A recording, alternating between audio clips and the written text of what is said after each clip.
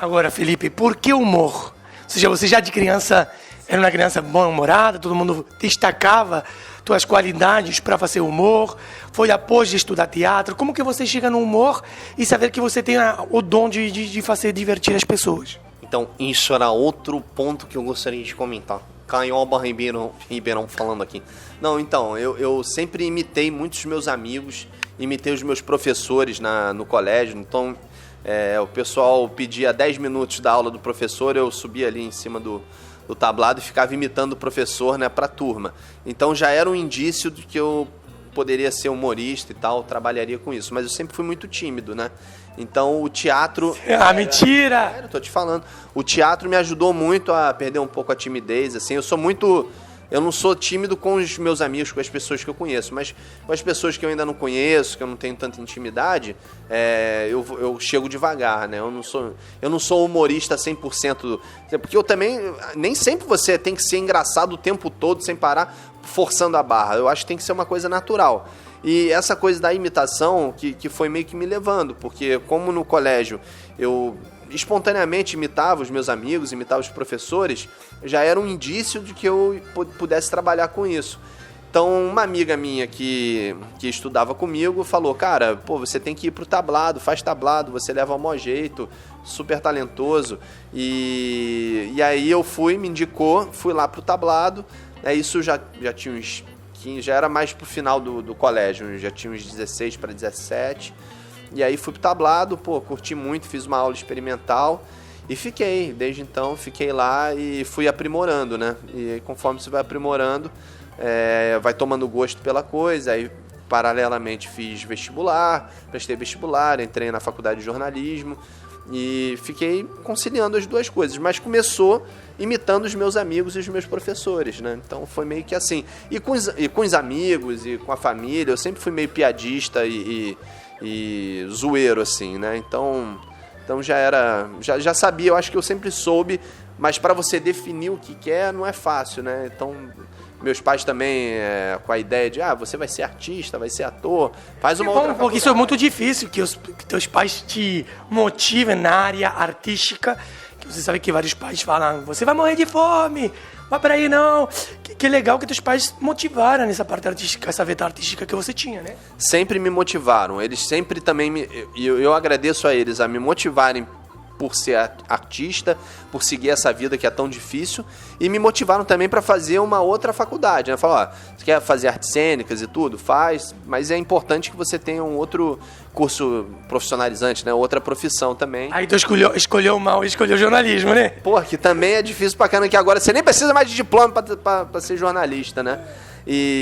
Mas eu sempre gostei muito de esporte, então sempre fui Flamengo doente, né? Daqui a pouco a gente vai entrar nesse mérito, mas não só futebol, eu sempre gostei muito de esportes em geral, Fórmula 1, né? O Senna, o Ayrton Senna era meu ídolo maior, então assistia basquete, futebol americano, adoro, né? Vôlei, Brasil, a seleção brasileira de vôlei, masculina e feminina, Olimpíada, era viciado, então tudo quanto é esporte eu assistia e praticava, apesar de gordinho, sempre pratiquei esporte.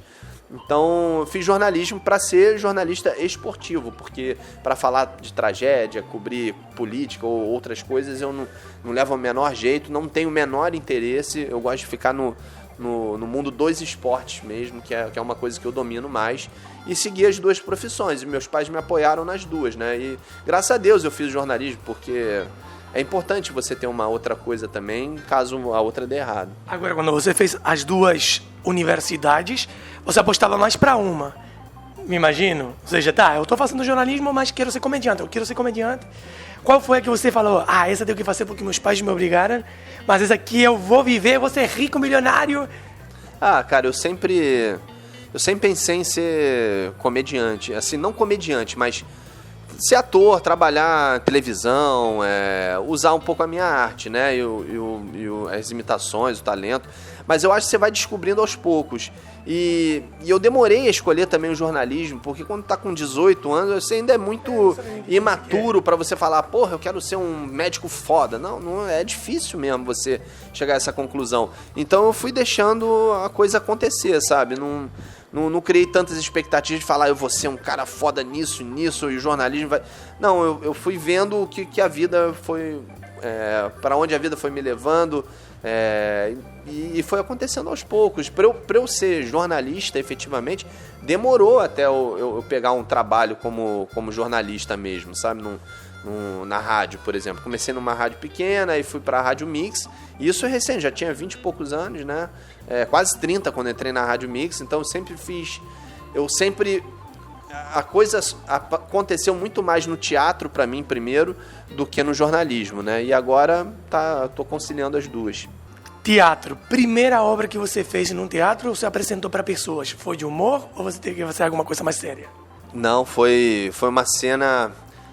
A primeira peça foi uma cena meio tensa, assim, né? Não foi... Era uma cena pequena também, tinha uma fala só. Mas era alguma coisa, era aquele... Não matem! Não faça isso! Era só isso. Pô, você treinava só aquela frase... 30 vezes. É que nem uma participação, primeira participação em televisão, você fala, senhor, você quer isso? Não sei o quê. Não, obrigado. Era só isso. Então você ficava, senhor, você quer isso? Senhor, você quer isso? Senhor, você gostaria... Então você fica treinando aquela... O diretor falando não, menos. E você já tinha treinado com essa ênfase. E o diretor lá também falando, não, menos, amigo, não. Tá... Então você queria aproveitar da melhor maneira. Mas foi uma coisa mais... Era uma peça mais divertida, mas não era de humor, sabe? E a segunda peça que eu fiz chama-se...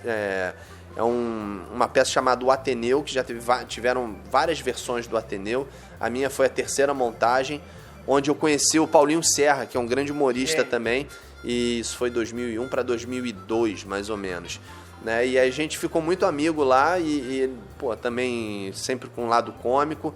Só que era uma peça pesada, assim, era de Raul Pompeia. É um livro de Raul Pompeia, que é um colégio interno, se passa num colégio interno, então era uma coisa forte, pesada, uma peça linda pra caramba, mas não tinha nada de humor, e era difícil, né, porque eu sempre fui um cara mais do humor, mas me ajudou muito, ficamos 6 meses ensaiando, e mais 3 meses nos apresentando, e foi uma experiência foda pra vida inteira, assim, que eu aprendi muito.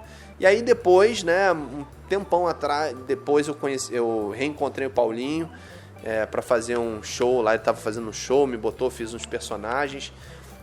Ele foi para São Paulo, fez a peça dele, criou os 10 Necessários, eu fiquei aqui no Rio.